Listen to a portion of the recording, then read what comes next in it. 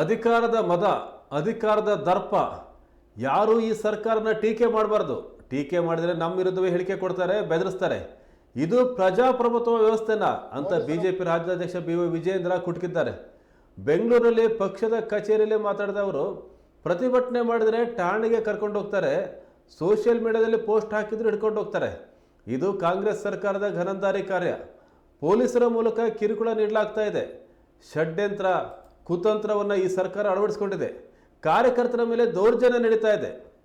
ಕಾನೂನು ಮೂಲಕವೇ ಸರ್ಕಾರದ ವಿರುದ್ಧ ಹೋರಾಡ್ತೇವೆ ಅಂತೇಳಿ BY ವಿಜಯೇಂದ್ರ ಹೇಳಿದ್ದಾರೆ. ರಾಜ್ಯದ ಪೊಲೀಸರ ಮುಖೇನ ದಬ್ಬಾಳಿಕೆ ಮಾಡ್ತಕ್ಕಂಥದ್ದು, ಹಿಂದೂ ಕಾರ್ಯಕರ್ತರಿಗೆ ತೊಂದರೆ ಕೊಡ್ತಕ್ಕಂಥದ್ದು ಕಾನೂನಾತ್ಮಕವಾಗಿ ಪೊಲೀಸ್ ಇಲಾಖೆ ಮೂಲಕ ಇದು ನಿರಂತರವಾಗಿ ನಡ್ಕೊಂಡು ಬರ್ತಾ ಇದೆ. ಬೆದರಿಕೆ ಆಗ್ತಕ್ಕಂಥ ತಂತ್ರ, ಷಡ್ಯಂತ್ರ, ಕುತಂತ್ರ ಈ ರಾಜ್ಯ ಸರ್ಕಾರ ಇವತ್ತು ಅಳವಡಿಸಿಕೊಂಡಿರ್ತಕ್ಕಂಥದ್ದು. ಹಾಗಾಗಿ ನಾನು ಕೂಡ ರಾಜ್ಯದ ಅಧ್ಯಕ್ಷನಾಗಿ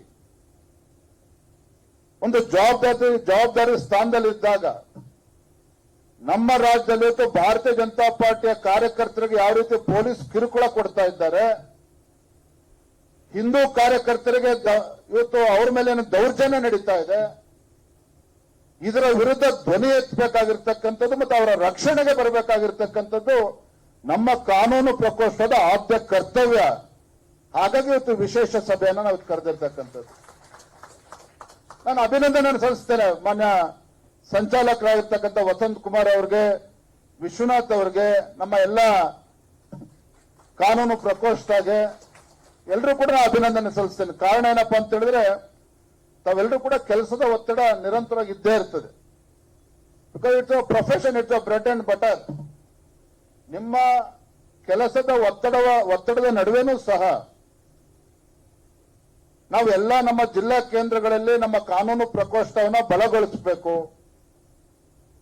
ರಾಜ್ಯದ ಯಾವುದೇ ಜಿಲ್ಲೆನಲ್ಲಿ ರಾತ್ರಿ 1 ಗಂಟೆ ನಮ್ಮ ಕಾರ್ಯಕರ್ತ ಅಥವಾ ಹಿಂದೂ ಕಾರ್ಯಕರ್ತರು ಯಾರೇ ದೂರವಾಣಿ ಕರೆ ಮಾಡಿದ್ರು ಸಹ ಅಲ್ಲಿ ಜಿಲ್ಲೆಯಲ್ಲಿರ್ತಕ್ಕಂಥ ನಮ್ಮ ಸಂಚಾಲಕರು, ಸಹ ಸಂಚಾಲಕರು ಅದಕ್ಕೆ ನಾವು ಯಾರೇ ಕಾರ್ಯಕರ್ತರು ಫೋನ್ ಮಾಡಿದ್ರು ಕೂಡ ಅದನ್ನು ನಾವು ಕರೆನ ಸ್ವೀಕಾರ ಮಾಡಿ ಅವರಿಗೆ ಧೈರ್ಯ ತುಂಬತಕ್ಕಂಥ ಕೆಲಸ ಮಾಡಬೇಕು.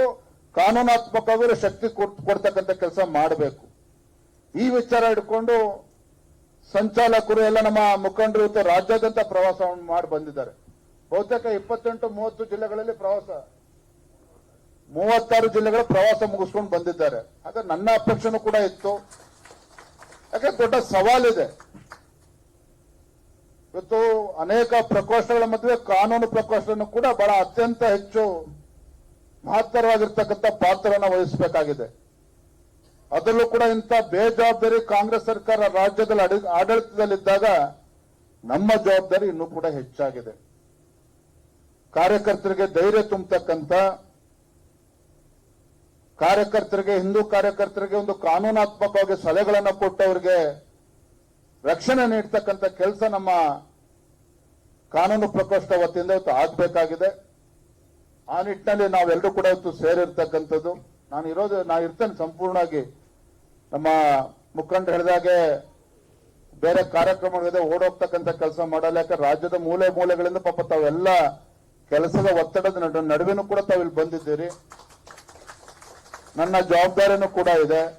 ಹಾಗಾಗಿ ಇವತ್ತು ಮಧ್ಯಾಹ್ನ 1-1:30 ತನಕ ನಾವು ಸಮಗ್ರವಾಗಿ ಎಲ್ಲವನ್ನು ಕೂಡ ಚರ್ಚೆ ಮಾಡೋಣ. ನಾನು ನಮ್ಮೆಲ್ಲ ಕಾನೂನು ಪ್ರಕೋಷ್ಠದ ಎಲ್ಲ ಜಿಲ್ಲಾ ಸಂಚಾಲಕರು, ಸಹ ಸಂಚಾಲಕರಿಗೆ ಕೈ ಜೋಡಿಸಿ ವಿನಂತಿಯನ್ನ ಮಾಡ್ತಕ್ಕಂಥದ್ದು. ನಮ್ಮ ಜವಾಬ್ದಾರಿ, ನಮ್ಮ ಕರ್ತವ್ಯ ಹೆಚ್ಚಿದೆ. ಆ ಜವಾಬ್ದಾರಿಯನ್ನ